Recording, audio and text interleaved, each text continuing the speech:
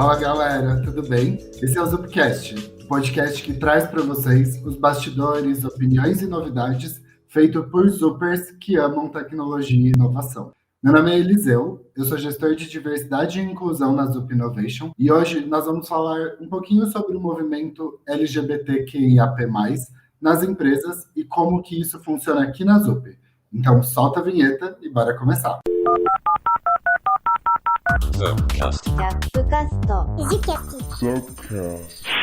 Bom, gente, para falar aqui um pouquinho com a gente nesse podcast, a gente vai ouvir de alguns Zupers e conhecer um pouquinho das experiências, conhecer um pouquinho da vivência deles aqui na Zup. Agora eu passo a palavra para vocês se apresentarem um pouquinho. Oi, Bibs, tudo bem? Oi, gente. Eu sou a Bibs, na verdade meu nome é Bianca, mas Bibs é um pouco da persona que eu uso em facilitação e workshops e acabou pegando no dia a dia. Eu sou UX e Product Designer aqui na Zup, vou completar 1 ano daqui a pouquinho e estou ansiosa para contar para vocês um pouco mais de como é ser a lésbica futurista oficial de Belo Horizonte no mercado de tecnologia. Maravilhosa. Bárbara, você tá por aí com a gente também? Olá, galera, tudo bem? Bom, eu sou a Bárbara, podem me chamar de Bá. Eu sou Tech Lead e desenvolvedora back-end aqui na Zup. Tô mais ou menos há 6 anos aqui e tô, como a Bibs falou, ansiosa aí para compartilhar um pouquinho das minhas experiências com vocês. Massa, seja muito bem-vinda. E para fechar esse time, oi Gabriel, tudo bem? Oi, Eliseu, tudo bem? Oi, gente. Prazer estar aqui com vocês também. Meu nome é Gabriel. Tem gente que me chama de Coppola também, fica a gosto do freguês ou da freguesa. Eu estou como especialista aqui na Zup e fico como PO em projetos também. Muito obrigado, viu, gente, por vocês terem topado aqui bater um papo com a gente. Eu queria, na verdade, começar essa conversa perguntando um pouquinho de como membros da comunidade LGBTQIAP+, se vocês sentirem algum tabu, alguma coisa, algum estereótipo que vocês precisaram quebrar para se inserirem no mercado de tecnologia. Aí eu passo a palavra para você, Bibs. Eu achei esse ponto muito bom, porque cada pessoa tem uma história, cada pessoa tem uma jornada, e eu acho que isso fala muito sobre a gente e as decisões que a gente toma em determinados momentos. Eu venho de uma origem muito religiosa, meus pais eram muito cristãos, eu cresci dentro de uma crença específica e eu só me aceitei lésbica aos 24 anos. E aí eu entrei no mercado de tecnologia aos 26. E aí foi um momento que a chave tinha acabado de virar e eu estava num momento de me reconhecer, me entender e me aceitar. E eu falei, não vou entrar no armário de novo, eu acabei de sair. Então, se eu tô entrando no mercado de tecnologia, ou eles vão ter que aceitar a Bianca lésbica, ou eu não vou aceitar a Bianca nenhuma. E aí, eu lembro que nos meus primeiros dias, a gente tinha que escrever um cara crachá para falar sobre você. E aí, no meu texto, eu coloquei, sou a lésbica futurista de Belo Horizonte. Porque na época tinha aquela música da Gabi, lésbica futurista sapatona convicta. E aí eu acho que eu já entrei com os 2 pés na porta, assim, pra todo mundo ficar sabendo, não gerar dúvidas. Claro que acho que não é sobre imposição, mas é uma característica como qualquer outra, né? Então as pessoas precisam aceitar essa característica e conviver com ela quando elas convivem com você. E aí eu acho que esse foi o principal tabu, assim, sabe? Eu decidi que eu já entraria desse jeito e que eu lidaria com isso no meu dia a dia. Eu entendo que isso foi também o meu ponto de privilégio, né? De que eu tava entrando numa nova área, eu tava entrando num novo emprego. Eu podia falar abertamente sobre quem eu era, sem o medo, sem o risco de perder o meu emprego. Não é todo mundo que tem, se não está nesse momento, mas eu acho que para mim foi muito importante já chegar na área de TI quebrando esse tabu. Legal, Bibs. Bom, Bah, como foi essa experiência para você? Bom, a minha experiência foi um pouquinho diferente da Bibs. Eu me assumi também ali com os meus 24 anos, mais ou menos. Eu entrei no mercado de trabalho, eu ainda não tinha me assumido. Eu já me entendi ali como lésbica, mas eu não tinha externalizado isso pro mundo. Quando eu entrei ali no meu primeiro emprego, a minha liderança era uma liderança feminina. E eu tinha muito medo de transparecer e eles perceberem a minha sexualidade, né? Perceberem que eu era lésbica e de alguma forma isso afetar a minha carreira. Então eu fiquei ali cerca de 2, 3 anos nessa empresa e foi assim, bem pisando em ovos. Foi uma coisa bem diferente e o engraçado que eu não consegui fazer amigos ali dentro, porque eu não conseguia ser eu, né? Eu não conseguia me externalizar. Então, diferente do que eu tenho aqui na ZUP, que eu tenho colegas que eu saio, e são colegas além do trabalho, eu não consegui ter esse tipo de relação mais estreita ali dentro, porque eu não conseguia me mostrar. Então, foram ali 3 anos que eu era uma Bárbara fictícia, sabe? Não consegui me mostrar verdadeiramente. Foi bem difícil. Eu acabei saindo desse trampo. E alguns colegas, depois de um tempo, eles até viram fotos minhas com minha família, né? Com minha namorada. E vieram conversar comigo. Nossa, que legal, né? Você tá namorando. Super de boa, conversando comigo, super de boa. Era tipo assim, era uma coisa que era um tabu ali na minha cabeça, que eu tava com medo de sofrer o preconceito e de me afetar de alguma forma. E eu acabei ali me escondendo, né? Então, foi uma experiência, assim, complicada. E depois disso eu vim pra ZUP, e aqui na ZUP eu consegui logo de cara já me abrir e mostrar quem eu era, né? Então foi libertador, assim, eu digo. Que relato, assim, ó, que relato, até porque isso mostra da importância desse ambiente de segurança, né, que a gente sempre fala de quanto é importante a gente sempre olhar para a inclusão no sentido de acolhimento, para a gente conseguir ser nós mesmos. Acho que essa é a maior potência disso tudo. Gabs, como foi um pouquinho da sua vivência? Bom, eu tô tentando me recompor aqui depois do relato da Bá, né, gente? Essas coisas me emocionam fácil. Mas o meu é um pouco diferente, na verdade, do pessoal. Por quê? Bom, ainda tem um espaço super de privilégio. Eu sou um homem branco, pra quem vocês não estão vendo, mas eu sou um homem branco. Então isso já me traz um privilégio a mais quando a gente fala sobre gênero. E ter esse reconhecimento e saber como argumentar também é um jeito que a gente acaba não sofrendo tanto preconceito e quebrando tantos tabus quanto mulheres, por exemplo, e até outras questões quando a gente fala de colorismo. Mas eu anunciei, eu não gosto de falar eu contei, eu me assumi, porque eu não fiz nada de errado, como Daniela Mercury, rainha, fala, né? Então, eu anunciei, na verdade, meus pais com 15, acho que o principal tabu que a gente tem é o nosso, né? De fato, de nos assumirmos para nós mesmos. Então, esse foi o principal tabu antes de eu começar. Mas tendo já mais essa consciência também e já ter passado por isso numa adolescência, quando eu entrei já no mercado de trabalho, o tabu é o tabu padrão que a gente passa, né? De não passar o estigma de volúpia para a sociedade. Porque quando as pessoas remetem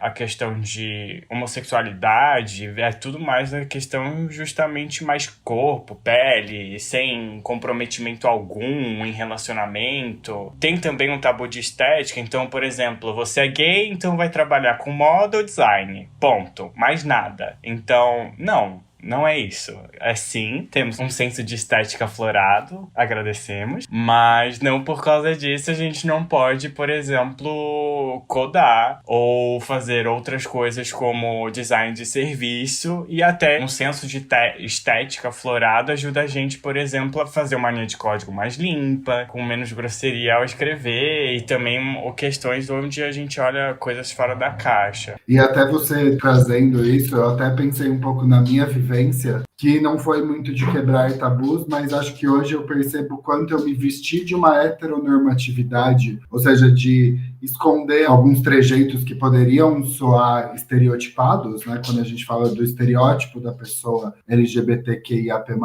e eu me vesti dessa capa. E essa capa fez com que eu não enfrentasse tantos tabus, mas aí eu me deparei com um cenário muito similar ao que você trouxe, Badi. Será que eu estou sendo eu mesmo nesse contexto? Então, acho que é muito engraçado e muito triste ao mesmo tempo, quanto a gente, às vezes, usa de personagens num ambiente corporativo por algum receio, alguma aflição em relação a isso, né? E em relação a isso que você estava falando, Eliseu, eu acho até que muitas vezes a gente não percebe o quanto isso pesa na nossa carga emocional. Então, quando a gente está se escondendo, quando a gente não se sente à vontade de compartilhar, quando a gente não está num ambiente seguro, além do nosso trabalho, além da nossa rotina, além das nossas entregas, a gente ainda tem que lidar com isso interna e externamente. E aí isso acaba refletindo na gente no dia a dia, porque a pessoa que a gente é profissionalmente não se separa da pessoa que a gente é como pessoa. Então, é algo que você só percebe quando você vive, né? né? Ou quando alguém muito próximo a você vive e compartilha com você. E é algo que a gente esquece que acontece também. Total. Eu gosto disso que a Bibs trouxe, porque me lembra bastante um discurso da Dominique Jackson, atriz de Pose, que ela fala: eu não vou mais pedir pra vocês me tolerarem. Porque a gente pedir também pras pessoas tolerarem é muito... não submissão, mas a gente corrobora o que a sociedade já faz com a gente, né? Que é minorizar justamente o grupo. Então, é uma questão também da gente saber impor o respeito e não mais ter o medo de impor o respeito já que ele não é imposto. Então, de fato, se a gente quer educar, a gente também precisa, às vezes, mostrar um pouco do caminho e impor limites. Com certeza, faz todo sentido. E pensando nos dias atuais, como tem sido a experiência de vocês no mercado de tecnologia como membros da comunidade LGBTQIAP+, nesse momento? Vou fazer uma ordem aqui, Bibs, como está sendo essa experiência para você?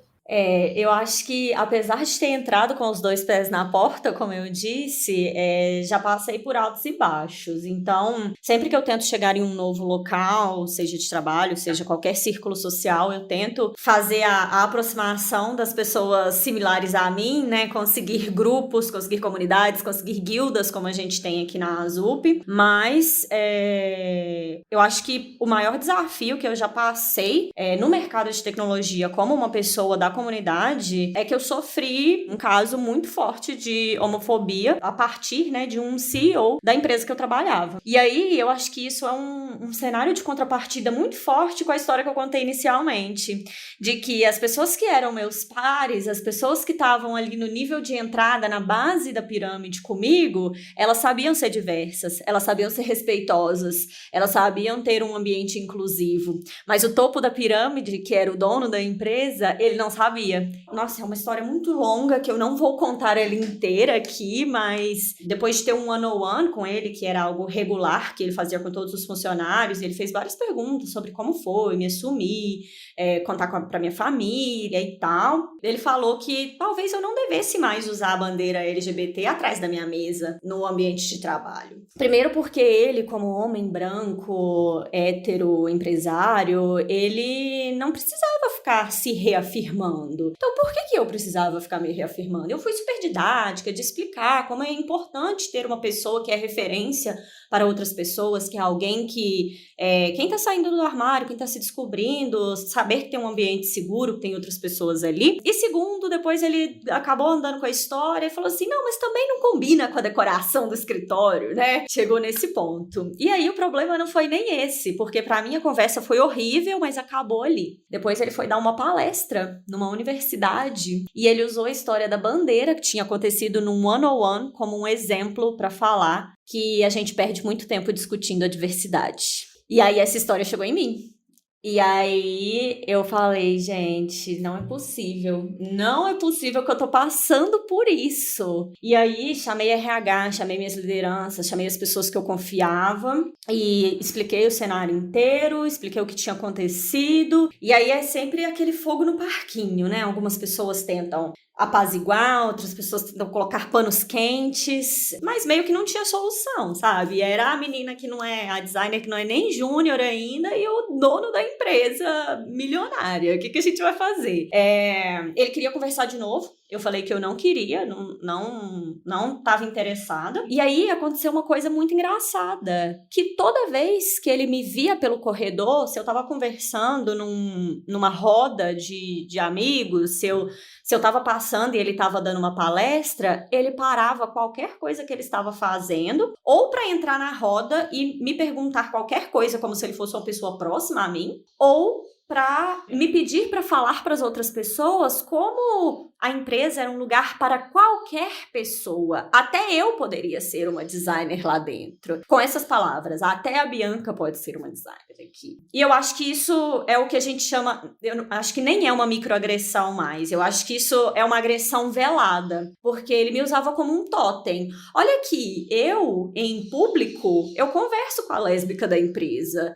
eu tenho interações sociais com elas, então eu não posso ser preconceituoso, eu não posso ser chamado de preconceituoso porque eu tenho esse totem aqui. E isso foi se arrastando ao longo do tempo, assim, outras microagressões que aconteciam eram de, tipo assim, dele sempre falar que, em palestras, em eventos da empresa, sempre falar que a empresa não tem uma bandeira, então ninguém deveria carregar a sua bandeira para dentro da empresa. Isso virou um moto dele, assim, que ele ficou repetindo depois do episódio. E aí eu acho que essa foi a vivência mais marcante que eu tive, assim, que ficou claro para mim, de que existia diversidade, existia acolhimento, mas na base da pirâmide, que a gente ainda não tinha chegado lá em cima. A gente ainda não tinha chegado num cenário onde a gente conseguia ter voz forte o suficiente para conseguir inibir esse tipo de comportamento de alguém com tanto poder. E aí é por isso que, para mim, é muito importante sempre ser a pessoa mais viada, a mais sapatona onde chega. Porque eu quero que as outras pessoas que estão chegando, que estão aprendendo, as pessoas que estão em cargos de liderança, que são donas, que todo mundo saiba quem sou eu, por que eu tô ali e a excelente profissional que eu sou sobre a pessoa que eu sou e a minha sexualidade, sabe? Isso foi só um exemplo que eu passei, assim, que eu vivi na pele, mas que muitas empresas de tecnologia estão com esse cenário, estão exatamente nesse momento. Ai, a gente é diversa, chega o mês de junho, a gente coloca aqui a bandeira do alfabeto aqui na nossa capa, mas a gente só tem pessoas LGBTQIAP+, na base, a gente só tem nos atendimentos, a gente só tem... Nenhuma dessas pessoas crescem, tem carreiras aqui. Então, eu acho que é por isso que é tão importante esse papo que a gente tá tendo, sabe? Que a gente também merece estar em outros espaços, que a gente também merece crescer e que a gente também tem que chegar até o topo da pirâmide para evitar que a gente siga nesse caminho, né? Nesse padrão de a base é diversa, mas o topo não e nem está interessado em si. Faz todo sentido, assim, acho que é muito do que a gente fala quando a gente fala desse pilar de representatividade, né, e da importância que ele tem para a gente realmente ter um ambiente que seja realmente inclusivo. É muito, assim, primeiro eu sinto muito dessa experiência, infelizmente ainda é uma realidade do mercado que a gente está se esforçando muito para ir desconstruindo aos poucos, né? Bah, e a sua experiência hoje no mercado de tecnologia? Como tem sido? Tirando essa primeira experiência que eu contei, né, em que eu me fechei ali pra dentro de mim mesmo, depois que eu abri meus olhos, né, e comecei a ser eu mesma, as coisas mudaram e eu sempre tive experiências muito positivas, né? Então, eu não tive nada muito negativo me afetando diretamente, né? Tem aquele filme novo até da Disney, Luca, que saiu, que os pais deles falam, né? Algumas pessoas nunca vão aceitar ele e outras vão. E parece que ele sabe encontrar as pessoas bem. E foi muito o que aconteceu comigo. Eu sempre tive ali rodeado de pessoas que me aceitavam, que me respeitavam. Só que, conforme eu fui ganhando experiência e fui me incluindo nessa questão de comunidade dentro das empresas, eu comecei a perceber que podia ser minha dor diretamente, mas era a dor do outro. E que isso um dia podia me afetar, né? Então, eu comecei a ver experiências de outras pessoas ali que eu gostava e que estavam próximos a mim, que estavam sofrendo. E por que isso não era uma dor minha? Também era. Aquela pessoa fazia parte ali do meu ambiente de trabalho, né? Ela estava ali junto comigo. Então, se ela estava sendo impactada negativamente, eu também tô. Então, foi quando eu comecei a enxergar que, apesar de eu ter tido ali essa boa sorte, outras pessoas não tiveram. E eu comecei a enxergar algumas coisas que aconteciam e que não eram legais. E foi quando eu comecei a ser mais ativa. Então, eu acho que a importância da gente trazer esse tema para dentro da empresa até por conta disso, né? A gente abre os olhos dessas pessoas que estão passivas. Eu era uma pessoa ali passiva, que tava tudo bem pra mim, então tá ok, mas não é assim, né? E isso acabou se refletindo de formas muito positivas, né? Eu comecei a ter a oportunidade de estar em uma posição de liderança e passar essa visão ali pro time, né? Então, não só essas pessoas que sentiam essa dor diretamente, passaram a enxergar isso. Tem um caso pra contar que um par meu uma vez me perguntou: quando você virou lésbica? Peguei e falei pra ele: não é virar, né? Eu não virei, assim, evoluí, transformei. Quando eu percebi que eu era lésbica. É uma forma mais educada de você perguntar, quando você se percebeu. A gente estava num bar com amigos e ele estava conversando com uma outra amiga minha que tinha saído do armário recentemente. E eu ouvi eles dois conversando e ele falou assim, quando foi que você descobriu? Como que você descobriu isso? E ele usou o termo, sabe? E eu percebi que ele tinha prestado atenção naquilo que eu tinha falado. Ele tinha se tocado. Foi muito legal, tanto que na época eu escrevi um bilhetinho e deixei um bilhetinho pra ele na mesa e falei assim, cara, o que você fez no final de semana foi muito legal, porque a gente precisa de pessoas aí que impactem, que ajudem a gente dessa forma. E um outro case também foi de um amigo que, até percebendo toda essa influência, ele chegou pra mim,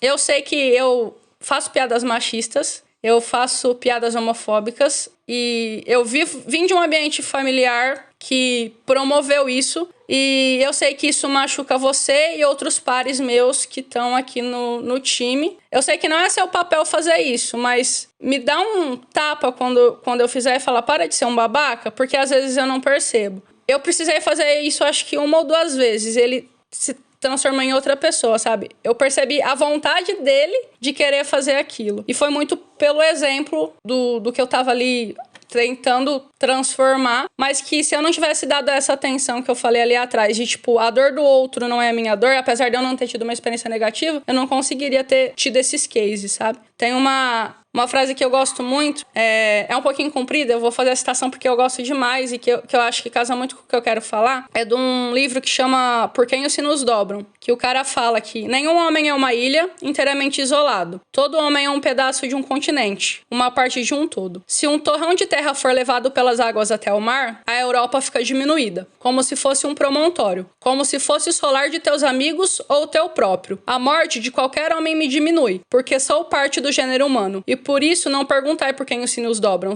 eles dobram por vós. E é muito isso que eu falei. Se eu não tive uma experiência negativa, outras pessoas tiveram. Uau, é muito isso, né? Esse senso de coletivo que às vezes até nos falta ou nos foge da atenção, e lembrar que quando a gente está falando de ser um ambiente inclusivo, a gente está falando de todos. Claro que aqui a gente está dando um ênfase na comunidade LGBTQIAP+, mas o quanto isso é representativo e importante. A gente sempre ter esse senso de empatia, né? Muito, muito, muito legal. E que bonita citação, Bah. De verdade.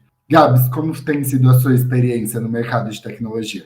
Tem altos e baixos, né, gente? Vamos confessar. Mas eu até me identifiquei bastante com a Bibs porque eu tive algumas passagens, né? Então, retomando, como eu acabei anunciando muito cedo, eu passei por alguns percalços, na verdade, na escola até. Isso faz muito tempo, gente, quando cringe ainda era um verbete em inglês apenas. Mas vamos lá, teve um ocorrido no ensino médio. E eu fui usado de exemplo no meio de uma sala de aula que, assim, nem todo mundo sabia a questão, enfim, do que eu gostava no final do dia. E justamente o diretor me usou como exemplo no meio de todo mundo, sem nem perguntar se eu estava à vontade pra tal situação. Eu fiquei muito puto, muito indignado. Mas acho que vem também uma pirraça num nível, como até a Bibs corroborou, de sim, eu vou expressar justamente quem eu sou. Não vou me privar. E vai muito em linha até agora com a citação da Bá, né? Porque tudo que foge do padrão, as pessoas já têm uma reclusa, acho que inerte ali ao ser humano, né? Porque é muito diferente. Você está me tirando da minha zona de conforto e eu não sei a consequência disso nos meus atos ou como isso vai influenciar. E eu tenho medo. E eu não quero provar isso. E isso, bom, padrão de sociedade, né, gente? Mas fica para o Zupcast. Mas, de fato, aquilo vai te dando um gás, na verdade, de ser mais um porta-voz justamente para as pessoas que não passaram não terem que passar por isso. E, ao mesmo tempo, eu retomo aquilo. A questão, eu não vou mais pedir para as pessoas me tolerarem. E hoje em dia eu não peço mais para as pessoas me tolerarem. É até o que eu falo, não tem problema nenhum em fazer hétero chorar na posição fetal. Mas, obviamente, isso não é de graça e nenhuma coisa de pirraça. Mas é justamente, eu estou respeitando seu lugar e não te dei justamente esse lugar de intimidade para você fazer esse tipo de piada. Então, a partir do momento que, na verdade, vem alguém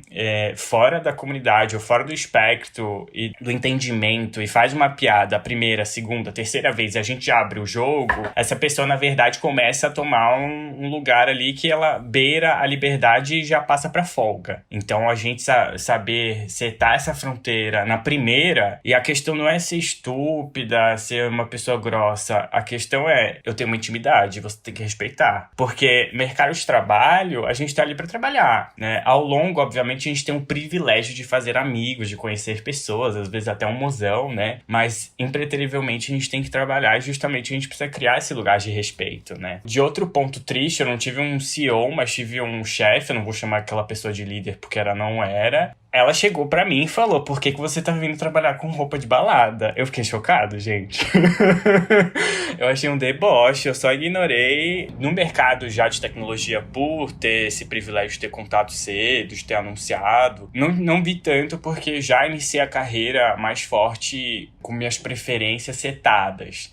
Mas, obviamente, uma piada ou outra você acaba escutando. E cabe justamente o exemplo que eu dei. A questão é limite. A primeira piada é literalmente a primeira que você vai fazer, porque não vai ter a segunda. E até esse conceito de piada, né? Que a gente não é uma piada, não é algo que realmente é humor, pelo contrário, é reforçar um estereótipo e um estigma que vai fortalecer um preconceito, o que causa até os dias de hoje, né? E, além disso, eu acho muito legal o ponto que você trouxe, assim, porque, inclusive, a comunidade LGBTQIAP+, não está isenta do risco de ser LGBTQIAP+, fóbica, vamos dizer assim. Então, esse processo de aprendizado, ele é construtivo, e apesar de nós não termos a responsabilidade de educar ninguém, a gente fazer o nosso papel e criar esse ambiente, co-construir esse ambiente, é uma forma da gente evitar que pessoas passem por uma situação semelhante ao que a gente já pode ter vivenciado. Exatamente, você me deu um super gatilho, porque eu sinto mais preconceito às vezes de pessoas da comunidade, justamente por isso que você levantou, do que às vezes aliado. As pessoas têm esse preconceito e acabam introjetando tanto isso na nossa casca, na questão de como a gente lida no dia a dia, em relações interpessoais, que isso acaba criando um próximo estigma, né? Como a Bibs bem falou, eu venho de uma criação totalmente laica, pais católicos, então é também estranho, obviamente, porque você não tem o hábito, não tem ninguém na família, ou você não tem uma convivência perto, ou às vezes não tem nem noção, né? Eu queria trazer uma reflexão que eu acho que todos os nossos 3 exemplos bateram muito na minha cabeça sobre isso, que é todos os corpos e as vivências de minorias, em geral, as pessoas que não são das minorias se sentem no direito de intervir, perguntar e tocar. É igual quando uma pessoa branca pede para encostar no cabelo de uma pessoa preta. Quando você pergunta para uma pessoa com deficiência o que ela tem, sabe? É quando pergunta para uma pessoa LGBTQIAP+, como que ela se tornou lésbica, né? Como o exemplo da Abá. Eu acho que quando as pessoas convivem com diversidade, elas se sentem no direito de entrar ali, perguntar coisas e tocar, e não é assim, gente, sabe? O meu corpo, o meu espaço, a minha vivência, ela pode sim ser compartilhada se eu quiser, mas se eu não quiser, tipo assim, nada te dá o direito de chegar a meter no bedelho, sabe? E isso é uma coisa que quem não convive não percebe e acaba esquecendo. E aí eu acho que entra a interseccionalidade, que é eu, como mulher lésbica, eu posso não fazer isso com outras pessoas LGBTs, mas talvez eu faça com pessoas pretas pedindo pra encostar no cabelo delas, sabe? Talvez eu faça com pessoas com deficiência. Então, é algo que a gente tem que repensar no nosso dia a dia, nos nossos comportamentos. Não é porque a gente é de uma minoria que a gente não oprime nenhuma das outras, né? Muito pelo contrário. E pensando em todas essas experiências e vivências, e até, acho que até no nosso discurso a gente traz muito da importância que a representatividade tem, que o ambiente seguro e de acolhimento tem, quais dicas vocês dariam aí para as empresas ou para o mercado para que elas se tornem realmente mais inclusivas para a comunidade LGBTQIAP+? Do meu ponto de vista, tá? O mais importante de tudo para diversidade e inclusão é o treinamento e a capacitação de pessoas que não são de grupos minoritários a saberem respeitar, conviver, compartilhar com pessoas desses grupos. Eu acho que o mais importante do mês de junho, dentro de uma empresa que quer ser diversa, é ter palestras para pessoas que não são da comunidade. É ter palestras como a que a gente teve sobre microagressões, para que as pessoas consigam olhar para o seu dia a dia e ver se elas estão sendo agressivas com pessoas LGBTQIAP+. Então, para mim, esse é o que mais se sobressai, assim, sabe? Vamos se educar sobre respeito, a gente vai pegar na sua mãozinha e vai falar sobre isso e discutir esses assuntos que podem não ser confortáveis, mas eles precisam ser direcionados. Faz muito sentido, até pra gente não ficar só pregando para convertido, né? A gente precisa trazer as pessoas que não tiveram ou não têm visão desse assunto para que elas sejam ali aliadas e replicadoras realmente do tema de inclusão e diversidade. Bah, você, que dica você traria para as empresas para elas serem mais inclusivas com a comunidade? Eu acho que vai muito de encontro com o que a Bibis falou. Eu acho que é o essencial, né, isso, desses grupos que não são minorizados terem esse tipo de treinamento e de conteúdo. Acho que eu seria um pouquinho mais até agressiva, não sei se a palavra é agressiva, do tipo, isso ser obrigatório, sabe? Não é um conteúdo que eu disponibilizei e se você quiser assistir, você assiste. Não, cara, você tem que assistir. Você tem que assistir porque faz parte uma cultura da empresa e a gente quer que esse respeito seja propagado e que ele aconteça. Então não é algo opcional. E acho que esse é o ponto essencial, sabe? Tornar isso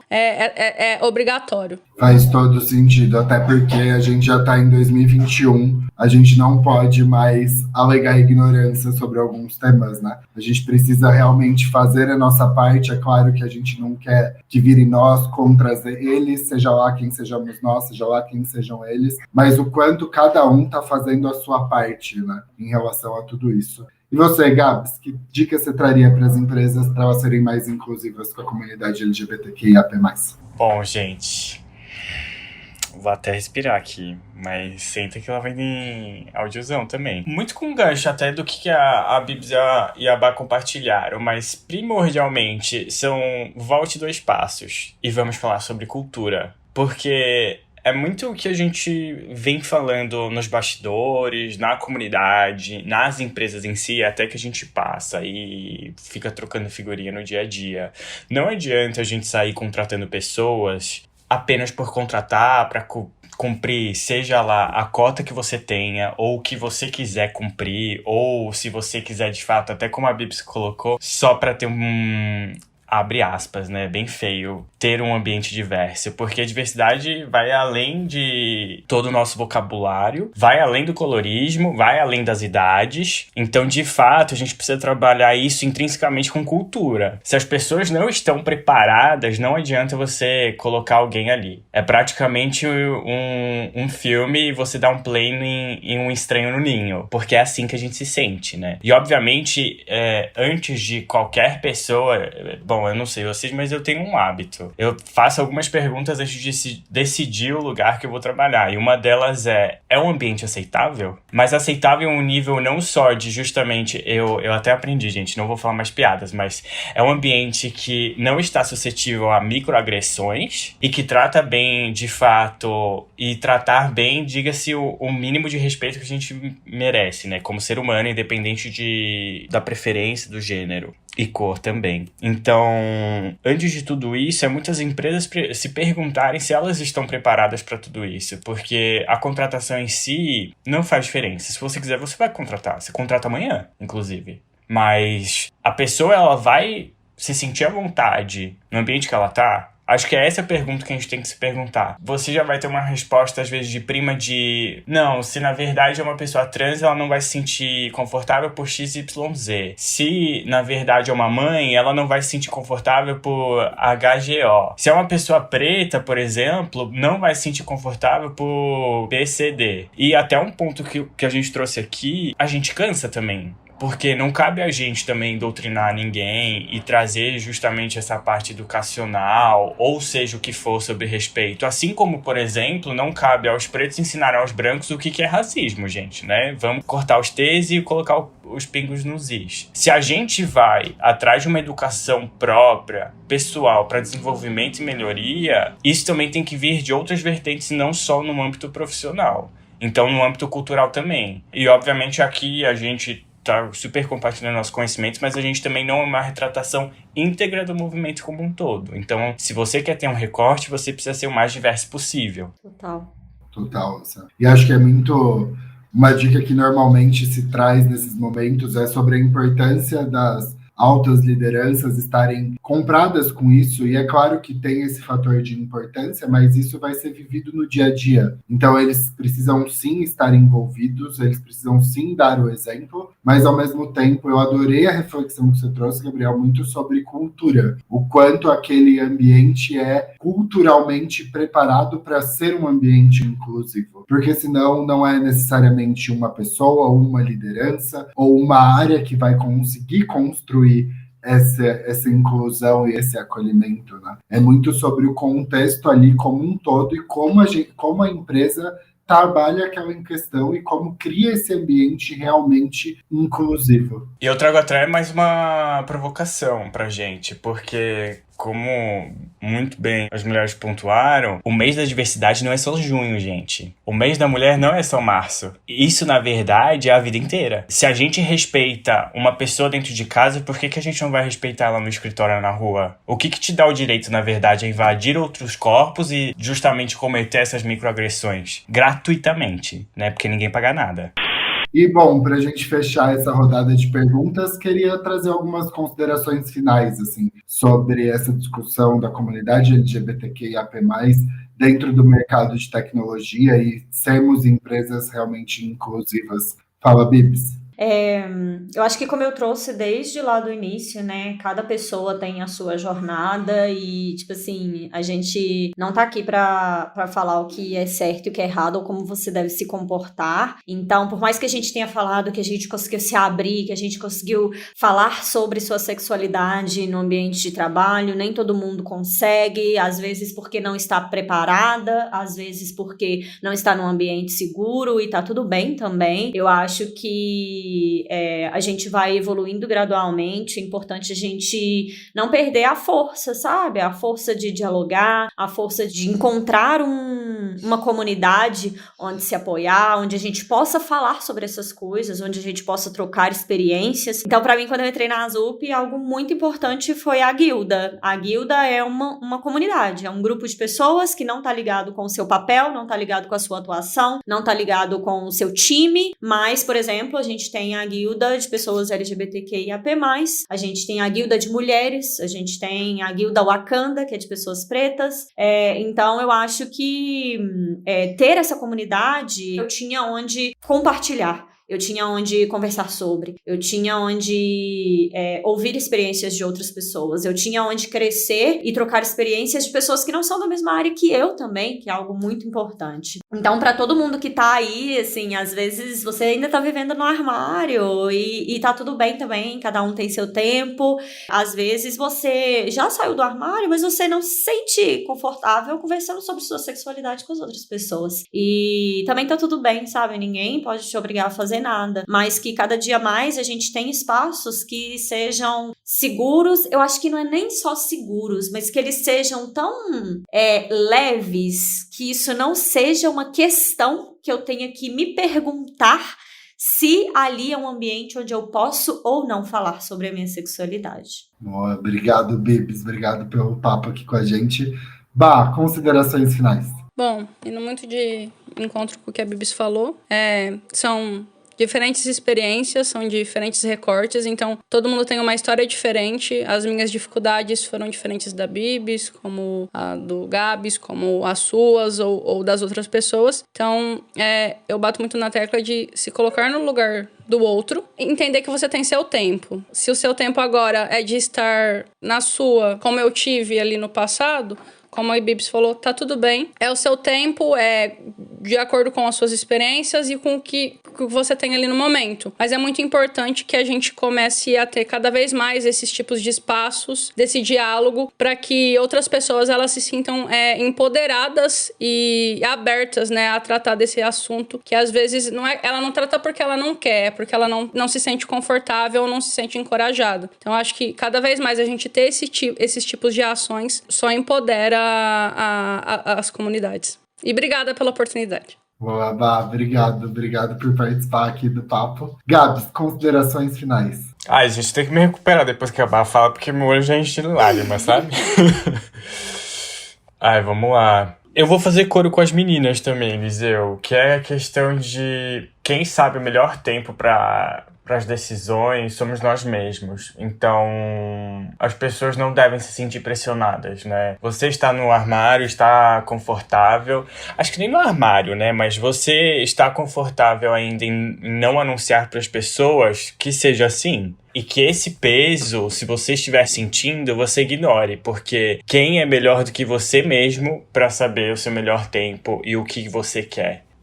Fazendo coro também muito com o que a Bá falou, saia da bolha, né? Existe um mundo à parte dos iPhones, gente, não sei se vocês sabem, tá? E também da internet móvel, mas assim, procure novas referências. Então desconstrua o viés que você construiu, né? Então justamente tudo isso que a gente tem de bagagem cultural, de criação, como a gente falou, esse passado constrói a base, o alicerce para o que a gente quer para um futuro, mas não quer dizer que a gente precisa carregar ele com a gente. Então é muito que eu falo às vezes pros times, se a gente quer construir uma coisa nova, por que a gente tá se espelhando no passado, né? Não é que eu queira reviver o passado, kkk, mas justamente isso, pra gente conseguir desconstruir tudo isso pra, de fato, a gente explorar novas perspectivas, porque aí a gente começa a ter o quê? Uma ótica mais diversa, né? Eu posso fazer mais uma consideração?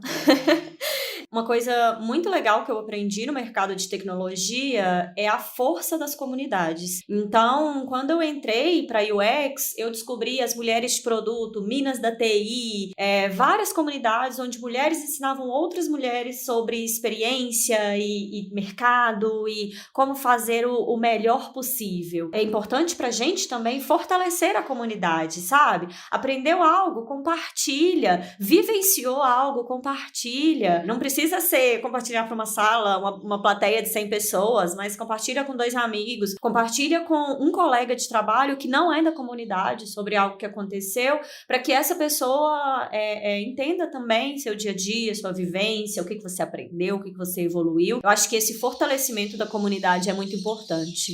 Boa, Bibs, boa, Gabs. Obrigado, três, por terem topado aqui bater um papo com a gente. E, bom, para finalizar essa conversa gostosa que a gente teve, eu queria contar um pouquinho como gestor dessa área aqui na ZUP, que diversidade e inclusão não é um projeto para a gente, e sim é algo que a gente está trazendo para fazer parte da nossa cultura. A gente sabe que a gente tem muita oportunidade de desenvolvimento nesse aspecto, mas a gente trabalha, assim, arduamente para criar um ambiente realmente inclusivo e diverso. Além de um time independente e exclusivo para tratarmos sobre o tema de diversidade e inclusão, nós temos construído ações aqui na ZUP para que esse ambiente de crescimento exponencial contemple realmente todos. Alguns exemplos: nós temos metas de contratações diversas junto com o time de talent, nós temos sessões exclusivas no nosso onboarding para trazer o tema de diversidade e inclusão desde o início dessa jornada, e além de fazer pesquisas e análise de satisfação interna exclusivo com grupos de diversidade. Essas 3 ações que eu trouxe para vocês não foram escolhidas aleatoriamente. Elas embasam os nossos pilares estratégicos dentro da área de diversidade. Entrar, pautado na atração e formação de pessoas diversas. O estar, que olha para a questão do nosso ambiente ser realmente inclusivo e acolhedor. E o evoluir, sobre como nós estamos diversificando todas as camadas da ZUP para termos diversidade não só nas camadas de base, mas na ZUP como um todo. Em paralelo a tudo isso, nós trabalhamos diversas ações de educação, conscientização e atribuição de algumas responsabilidades. Afinal, a gente sabe muito bem que para a gente chegar nesse objetivo comum, isso não vai ser uma responsabilidade somente minha ou da área de diversidade. É uma co-construção conjunta, onde todos vão precisar ser protagonistas dessa história, cada um com sua parcela de contribuição para fazer essa transformação realmente acontecer, de forma gradual, natural e contínua. Junho, especificamente, por se tratar do mês do orgulho LGBTQIAP+, nós compartilhamos conteúdos nos mais variados sobre o tema, desde informações sobre a sigla, contexto histórico dessa comunidade, a diferenciação entre identidade de gênero e orientação sexual, práticas afirmativas como lives sobre microagressões e a saúde mental e emocional de membros da comunidade LGBTQIAP+. Ações essas exclusivas nesse mês, mas a gente sabe que esse trabalho é um trabalho que vai além do mês de junho, assim como o Gabs falou. Além disso, nós tivemos a Zuparada, a nossa primeira parada LGBTQIAP+, da ZUP, com a presença ilustre da MCTA, reforçando também a oportunidade de celebrar o orgulho de ser e existir. Lembrando que nossa estratégia é abordar os temas de diversidade e inclusão ao longo de todo o ano, trabalhando inclusive as interseccionalidades e contando com o auxílio das guildas, nossos grupos de afinidade, que são nossas maiores potências. Atualmente na ZUP, nós contamos com 6 delas. A Wakanda, que é a nossa guilda para pessoas pretas, a ZUP Ladies, que é a nossa guilda de mulheres, a ZUP ECD, nossa guilda para profissionais com deficiência, que nos ajudam a tornar a ZUP um ambiente ainda mais acessível, a ZUP Pride, nossa guilda para a comunidade LGBTQIAP+, a guilda Abraço, que trata da questão de parentalidade, e a Gomes, guilda para homens melhores. Não homens melhores que outros homens, mas uma forma de que os homens se tornem melhores quando a gente fala do discurso de diversidade. Tem muita coisa bacana sendo feita aqui. Dá uma conferida na página sobre diversidade e inclusão lá no site da ZUP, para você se informar mais. Vai estar aqui na descrição desse episódio. Bom, com todos esses movimentos que a gente contou um pouquinho para vocês, nós recebemos em 2020 o prêmio Scale Up de Diversidade da Endeavor, organização não governamental que fomenta o empreendedorismo no Brasil. O que nos enche de orgulho, claro, mas que só reafirma a nossa responsabilidade em tornar a ZUP um ambiente mais diverso e inclusivo. Pessoal, super obrigado por participar aqui desse episódio do ZUPcast de hoje. E lembrando que, para quem quiser conhecer mais sobre quem participou desse episódio, todas as redes sociais estarão na descrição desse podcast. Não se esqueçam de seguir o nosso ZUPcast nas plataformas de áudio e no YouTube para acompanhar os próximos episódios e também nossas redes sociais, o @ZUPinnovation. Por hoje é só, muito obrigado, beijo grande.